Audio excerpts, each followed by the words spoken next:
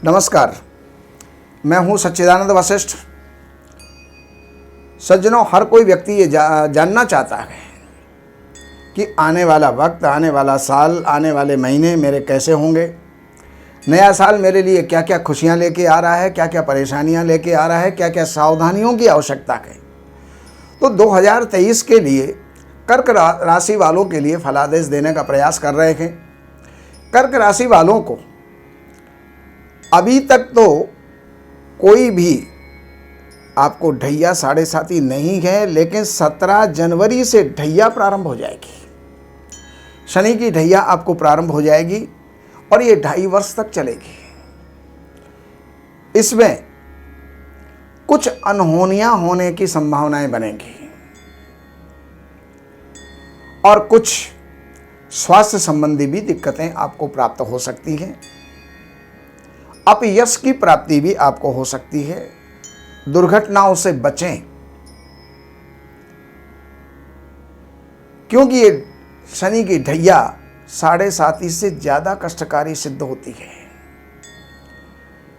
घर में रखा हुआ धन निकलने का जो है रास्ता बनेगा, अर्थात जुड़ा हुआ धन खर्च हो सकता है। परिवार में, कुटुंब के अंदर कुछ विग्रह उत्पन्न हो सकता है। इसके साथ साथ संतान होने में ये जो है दिक्कत डाल सकता है। पढ़ाई वालों को आलस्य, प्रमाद की प्राप्ति होगी। तो पढ़ाई वाले जो विद्यार्थी हैं तो उनके लिए सावधानियों की आवश्यकता है। लेकिन बृहस्पति आपके बहुत बढ़िया है। बृहस्पति भाग्य स्थान के, जितना भी शनि का जो दुष्प्रभाव है उसको बृहस्पति सुधार लेंगे। बृहस्पति आपके नवम स्थान के अंदर विद्यमान हैं, भाग्य को बढ़ाएंगे और इस समय पर, इस साल में किया हुआ कार्य जो है सारे आपके संपन्न होंगे। ये बृहस्पति अप्रैल तक चलेंगे। अप्रैल के बाद भी राशि परिवर्तन कर जाएंगे, लेकिन अप्रैल तक ही आपके पूरे साल भर का निचोड़ आपको प्राप्त हो जाएगा। साल भर का लाभ आपको प्राप्त हो जाएगा और अप्रैल के बाद ये बृहस्पति आपके कर्म स्थान के अंदर पहुंच जाएंगे। विशेष उन्नति करवाएंगे, नया कारोबार करवाएंगे, राजकीय उन्नति, शासन में, प्रशासन में, राजनेताओं से आपको लाभ हो सकता है। राजनीति में भी आपको लाभ हो सकता है। और बृहस्पति यहाँ पर बैठ कर के संतान देने वाले हैं, विद्या को देने वाले हैं। शनि विद्या में बाधक था, लेकिन बृहस्पति उस बाधा को दूर करेंगे, विद्या में रुचि उत्पन्न करेंगे और विद्या में प्रोग्रेस देंगे, उन्नति देंगे। राहु आपके दशम स्थान के अंदर हैं और दशम स्थान में बैठे हुए राहु, अगर आप कहीं सर्विस में हैं, नौकरी में हैं, वहाँ किसी न किसी प्रकार की दिक्कत आ सकती है। तो अपने आप को संभाल करके चलें। अपने से ऊपर के जो अधिकारी हैं उनसे बना करके चलें, अन्यथा कहीं भी अपने व्यवसाय में, नौकरी के अंदर कोई भी दिक्कत आपको आ सकती है। धन कोष को ये राहु भी निकालने का ही प्रयास करेगा और इसके साथ ही प्रॉपर्टी विवाद पैदा कर सकता है। प्रॉपर्टी में पैसा ना लगाएं, अन्यथा वो प्रॉपर्टी हमारी विवाद में जा सकती है। किसी भी प्रकार की आपत्ति हमारे ऊपर आ सकती है। अपयश की प्राप्ति हो सकती है। ये राहु का परिणाम है। तो राहु का दान, राहु की शांति, राहु के मंत्र जाप, राहु के जो भी उपाय हैं, अपने नज़दीकी विद्वानों से संपर्क करके और उसकी जानकारी आप लें। बाकी आपके और जो मासिक फल हैं वो मैं देने का प्रयास कर रहा हूँ। जनवरी का महीना आपके लिए ठीक रहेगा, लेकिन फरवरी के महीने में स्वास्थ्य ठीक नहीं रहेगा। फरवरी के महीने में स्वास्थ्य प्रभावित हो सकता है। कोई भी दुर्घटना, चोट आपको लग सकती है। कोई भी इस प्रकार की अनहोनी कोई जो है आपके साथ में ना हो, उसका ख्याल रखें। बाकी मार्च के महीने के अंदर आपकी कोई ना कोई लंबी यात्राएं हो सकती हैं और वो यात्रा आपके लिए लाभ देने वाली होंगी, उन्नति देने वाली होंगी, भाग्य को बढ़ाने वाली होंगी।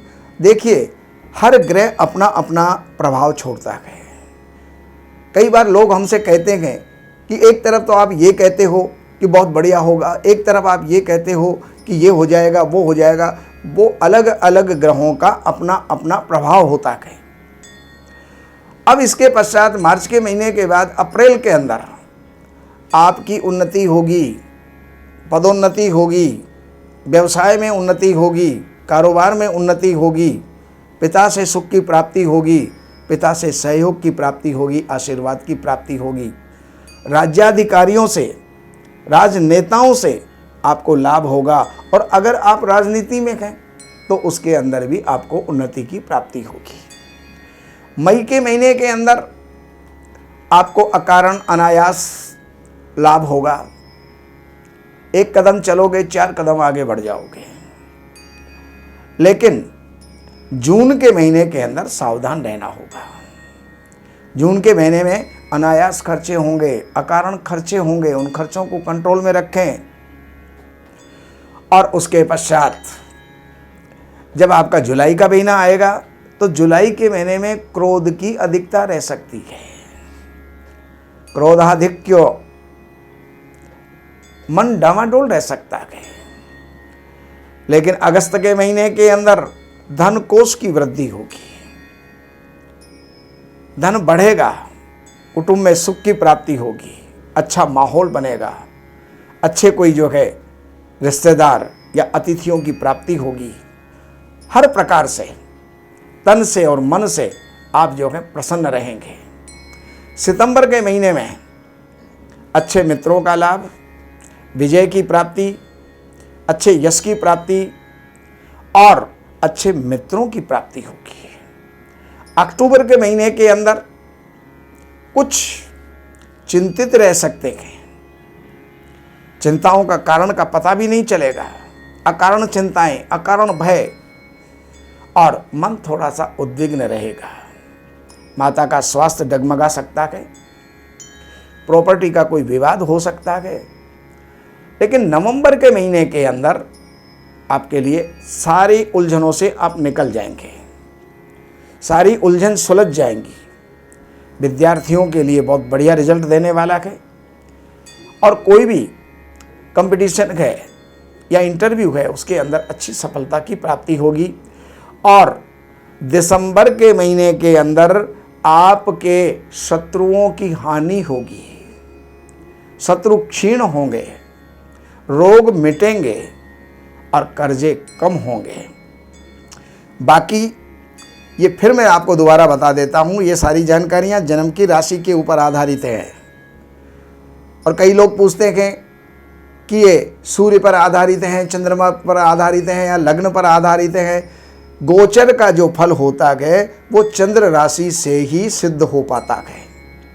बाकी आपको किसी भी बात की जानकारी की आवश्यकता है तो इन नंबरों के ऊपर आप संपर्क कीजिए, अपॉइंटमेंट लीजिए, कार्यालय की कुछ सेवाएं हैं वो अर्पण कीजिए और हमारी सेवाओं से आप लाभ उठाइए। नमस्कार। हमारे यहाँ वैदिक ब्राह्मणों के द्वारा सभी प्रकार के पूजा पाठ, कर्मकांड, संगीत में विवाह, गृह क्लेश, काल सर्प दोष, व्यापार में रुकावट व नवग्रहों की पूजा आदि कराई जाती है।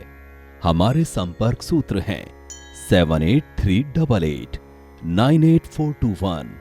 देवज्ञ सच्चिदानंद वशिष्ठ जी से वास्तु, ज्योतिष, वैदिक अनुष्ठान, पूजा पाठ, महामृत्युंजय पाठ, शतचंडी पाठ, बगुलामुखी पाठ, भैरव अनुष्ठान आदि, राशि रत्न, रुद्राक्ष, कवच आदि हेतु संपर्क करें। हमारे संपर्क सूत्र हैं 7838898421। हमारी वेबसाइट है www.shrivashishth.com।